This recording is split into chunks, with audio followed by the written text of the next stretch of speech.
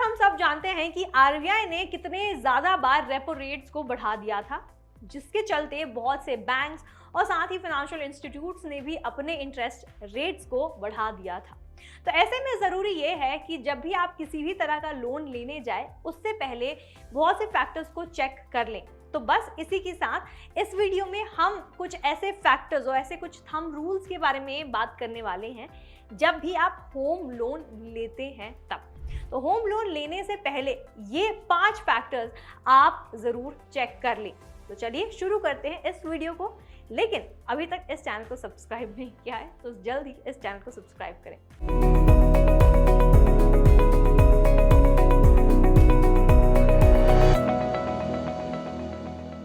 जिंदगी का सबसे बड़ा लोन होम लोन, और आज जिस तरह से जिस गति से ये रियल एस्टेट के प्राइस बढ़ रहे हैं और अगर आपको अपना सपनों का घर बनाना है तो आपको आज होम लोन लेना ही पड़ेगा। तो अगर आज आप होम लोन लेते हैं बिना किसी कुछ बैकग्राउंड चेक किए या बिना किसी ऐसे जो पैरामीटर्स है उसे बिना चेक किए, तो हो सकता है आपका जो लोन रीपेमेंट है उसमें थोड़ी दिक्कत आपको आ जाए। तो इसीलिए अगर आप चाहते हैं कि आपके लोन रीपेमेंट में कोई भी दिक्कत ना आए तो ज़रूरी ये है कि कुछ फैक्टर्स और कुछ पैरामीटर्स को आप चेक कर लें। तो चलिए अब आगे बढ़ते हैं और जानते हैं 5 ऐसे फैक्टर्स के बारे में। तो सबसे पहला फैक्टर है आपका होम प्राइस। जी हाँ, आज ऐसा कहा जाता है, एक्सपर्ट्स लोगों का मानना है कि आज अगर आप होम यानी कि घर खरीदने जा रहे हैं और वो भी आप ये घर खरीदने के लिए एक होम लोन लेने वाले हैं, तो यहाँ पे आप ध्यान रखिए कि जो भी आप घर ले रहे हैं उसका जो वैल्यू है, उसका जो प्राइस है वो 5 times of your annual income नहीं होना चाहिए। यानी कि उदाहरण के लिए मान लेते हैं कि आज आपका लेट्स से एनुअल इनकम है 10 लाख रुपए का, तो ideally as a thumb rule आपका जो घर आप खरीदने वाले हैं उसका जो वैल्यू है वो 50 लाख से ज़्यादा नहीं होना चाहिए। ये ऐसा एक्सपर्ट लोगों का कहना है। तो ज़रूरी ये है कि जब भी आप एक होम लोन लेने वाले हैं एक घर खरीदने के लिए, तो वो घर का जो वैल्यू है वो देख लें, क्या वो आपके एनुअल इनकम से 5 गुना ज़्यादा है या फिर कम है।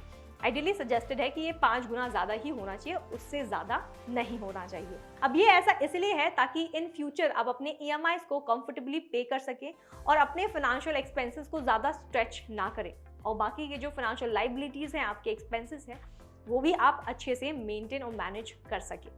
इसी के साथ दूसरा थंब रूल ये है कि जो भी आप EMI भरते हैं it should not be more than 40% of your annual income. यानी कि आपके एनुअल इनकम के 40% से ज़्यादा आपका EMI नहीं होना चाहिए टूवर्ड्स होम लोन। पर आपको पता होगा कि आज अगर आप किसी भी बैंक या फिर फाइनेंशियल इंस्टीट्यूट्स में जाते हैं, होम लोन अप्लाई करते हैं, तो वो ये भी चेक करते हैं कि अभी एग्जिस्टिंग फाइनेंशियल लाइबिलिटीज़ कितनी है आपकी।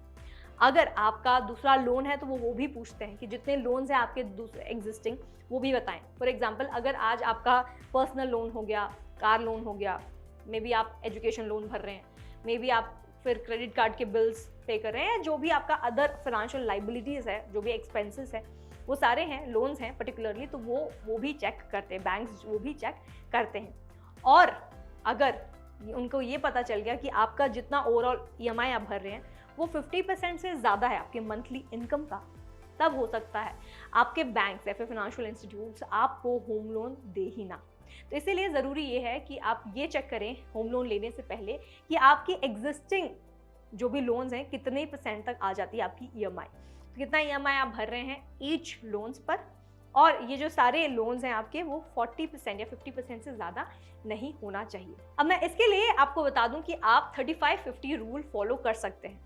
इसका ये मतलब है कि अगर आज आप होम लोन लेने जाते हैं तो ये देख लीजिए कि जो भी आपका EMI भरना है आपको होम लोन पर वो 35% ऑफ योर मंथली इनकम, इससे ज़्यादा नहीं होना चाहिए। और ओवरऑल जो भी आप EMIs भरते हैं, मे बी पर्सनल लोन के लिए, मे बी कार लोन के लिए, या फिर जो भी आपका लोन एग्जिस्टिंग चल रहा है, सारे EMIs का मिला के आपका 50% से ज़्यादा नहीं होना चाहिए EMI। अब तीसरा फैक्टर ये है कि आपको ये चेक करना होगा होम लोन लेने से पहले कि आप शॉर्टर टेन्योर को ही ऑप्ट करें।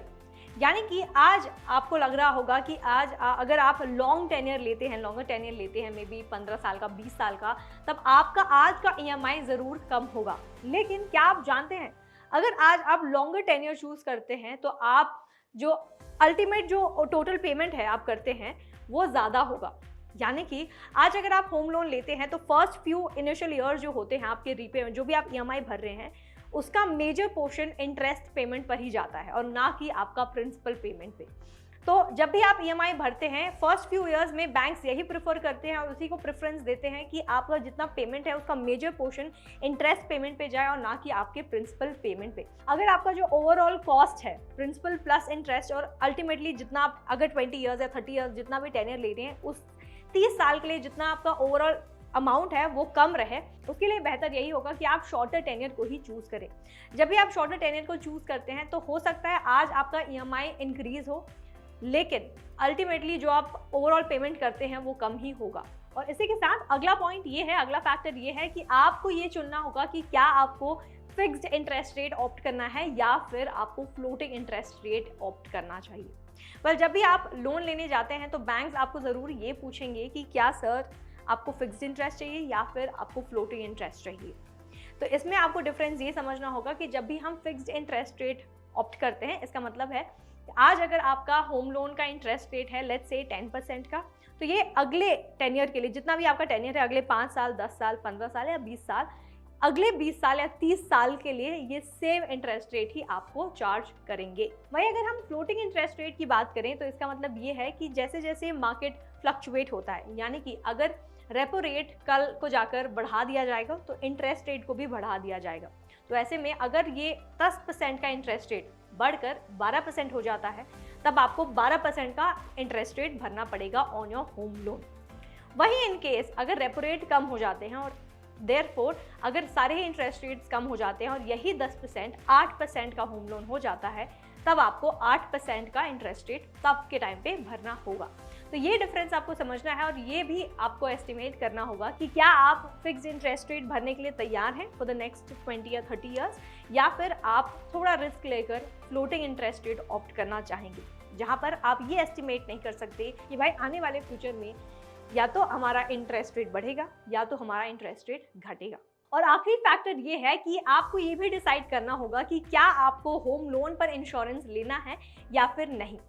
अब मैं आपको बता दूं, होम लोन पर इंश्योरेंस लेने का मतलब ये है कि इन केस आज मान लेते हैं कि आपने होम लोन ले रखा है और आने वाले टाइम पे मे भी कुछ अनफॉर्चुनेट सिचुएशन आ जाता है और किसी के मतलब जो होम लोन लिया है, जो बोरोवर है, उसकी डेथ हो जाती है, तो उसके बिहाफ पर अब रीपेमेंट कौन करेगा? अगर उसने होम लोन लिया है तो उसका रीपेमेंट कौन करेगा?